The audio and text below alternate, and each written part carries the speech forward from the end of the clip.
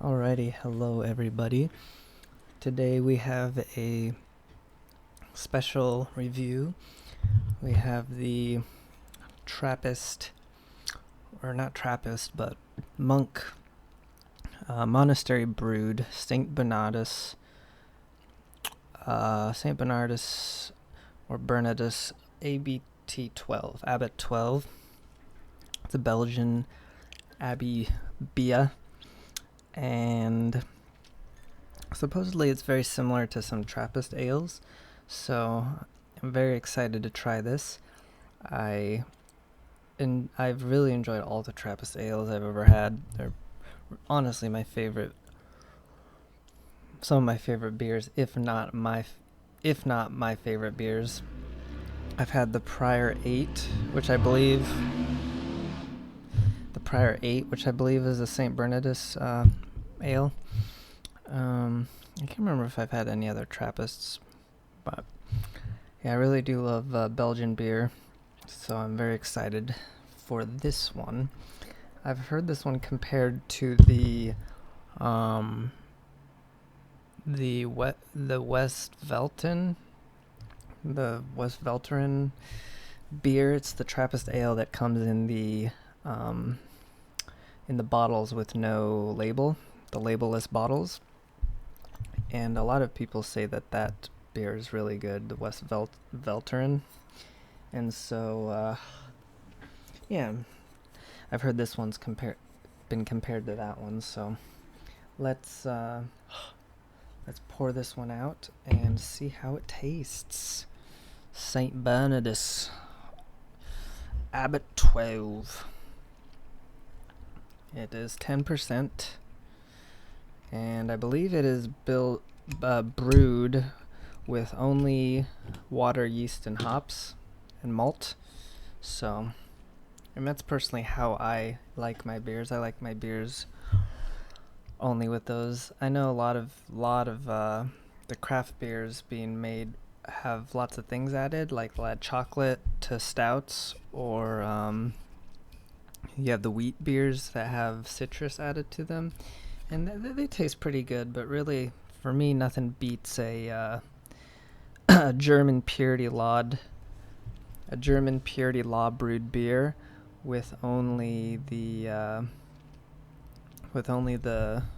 basic ingredients and a strain of yeast that gives it that incredible flavor. That's what's really special about a lot of these beers, is the strain of yeast that they isolated. All right, let's pop it open. You can see it here on the camera. Ooh. Wow, that was scary. A lot of smoke. I've been chilling this for a bit. I don't think it should be down to my fridge temperature. Hopefully it's a little bit warmer. Let's give it a pull.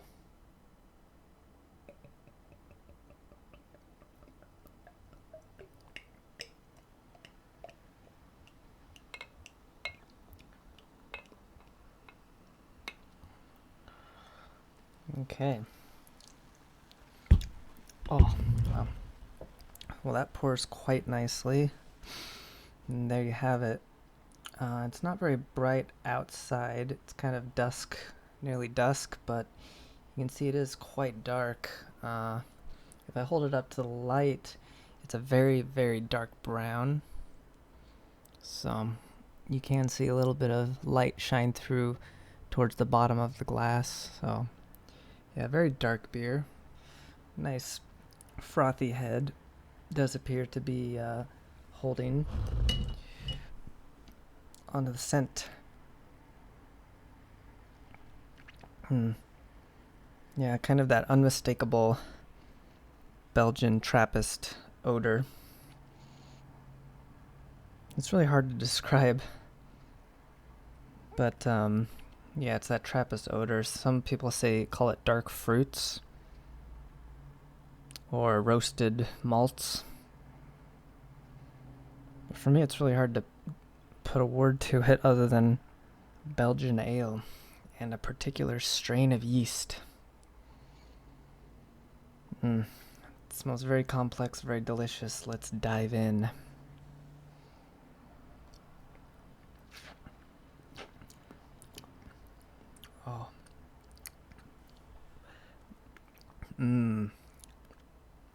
That is a very good ale. I do feel compelled to take another sip.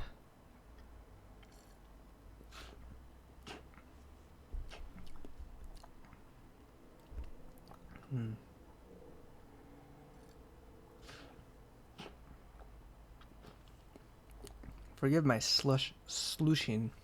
I really like to swish these beers around. They have such interesting flavors. Wow.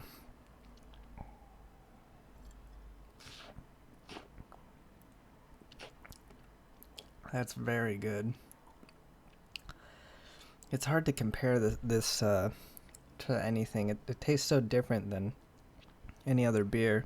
I mean, it is similar to the other Trappist ales, but I would have to say this is probably my favorite Trappist ale I've had so far. It has a really rich, complex. It's a very strong flavor, but not unpleasantly strong.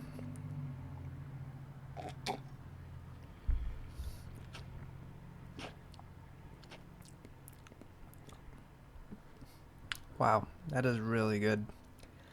It's hard to describe the flavor if you haven't had it before. It really tastes like nothing else. You definitely do get those malts, that malted barley. I'm not sure how much they roast it. I'm assuming because of the dark color that the barley is fairly well roasted, and you definitely get those roasted barley notes in there. But on top of that, you just have this incredible. I mean, it's the yeast. It's this whatever type of yeast they're using. All the chemicals released from the yeast breaking down the sugars. Really incredible flavor.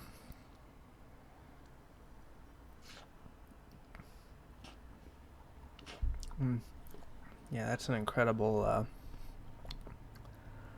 incredibly complex and rich ale. With an ale this rich, at 10%, this is something you kind of want to maybe only have one glass of, maybe two at most. Not only because it's so strong, but it's just so rich. Something this rich, it'd be like eating a steak dinner every night. You'd kind of overdo it, but every once in a while, one of these. I mean, I could have one of these a night probably, but you wouldn't want to overindulge.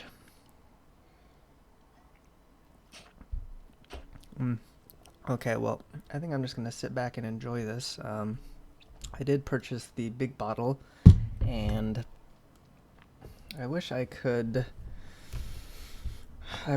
keep the rest of the bottle knowing that it would not go flat, but unfortunately I think I am going to have to drink this all in one sitting. I wish I could spread it out over 2 or 3 days, but I don't want it to go flat. As far as a rating goes, I think this is an easy 10 out of 10. I'm a little biased because it is one of my favorite styles, if not my favorite style, and it is done pretty much perfectly as far as the style goes. So, yeah, I would certainly give St Bernadus Abbot 12 a 10 out of 10, maybe a 9.5 out of 10, depending on if I ever taste one that's better. But I highly recommend this beer if you ever get the chance to pick it up. It's very, very good. So, that's it for this review. Thanks for watching. I'll catch y'all on the next one.